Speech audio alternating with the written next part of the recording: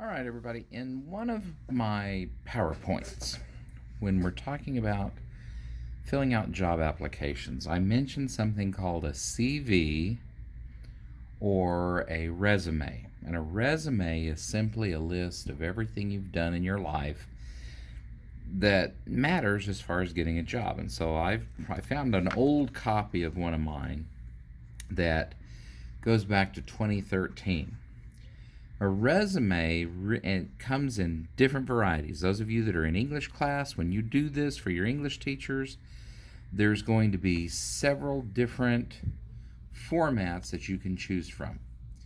The format that I'm showing you here is one that I've developed over a period of years, and it works for me. It has the years that I was working wherever it was down one side so that you can see this. And then in bold, it tells where. For example, in 2013, actually I worked 2013, 2014 at the Carlsbad Municipal Schools. And so you have the name of the organization, the address, the city, the zip code, and a contact phone number. And then very briefly, you put, what did you do? What was it that you were in charge of doing? At the top of the resume, make sure you have your contact information with your mailing address, and that's where you get your snail mail, your phone numbers, and it helps to have more than one. Since most of you are in high school, I would suggest you have your phone number and then a parent's phone number, somebody that can take a message if they can't get a hold of you. And then, of course, an email address. All of us have email addresses. And one of the things I'm coming to realize is that young people don't check emails. Well, email is now the preferred method of contacting each other, as you're finding out through this virtual learning. So please make sure that you have a good email address. While you're in school, if you would like to use your school email address, please feel free to do so. It will always be with you.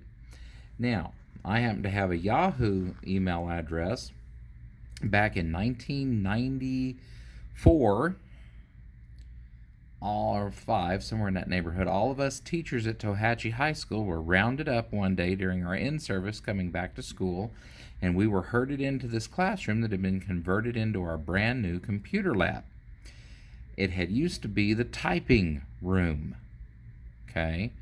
Anyway, we were herded into this brand new computer lab, 1995 or 96, and we were told, get yourself an email address. And so I have an email address.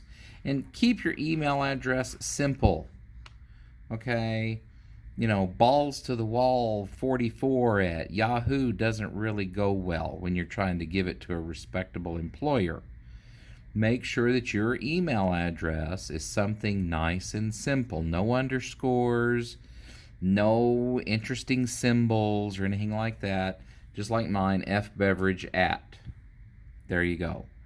Nice and simple. And I will tell you, people appreciate a nice and simple resume or email address. So anyway, here's all the different places that I've worked in my 30-odd years of teaching. Yes, I've worked at several places. And I'm going to tell you, I've tried never to leave on bad terms. Okay, something else that we see. Never leave on bad terms. And I've never not been able to find a job. Okay? It's just that easy to do. Second page, this goes back. Education. Where did you go to school? I have a master's degree, a bachelor's degree. I also have an associate's degree. What licenses do you hold? You guys that are going to be in welding, do you have an American Welding Society level certificate? Do you have a special training certificate from, say, Tulsa Welding School or from New Mexico Junior College? Here, I can certify that you've completed my welding program and that you have basic skills. If you're in construction, do you have a contractor's license? Do you have some kind of a apprentice electrician license?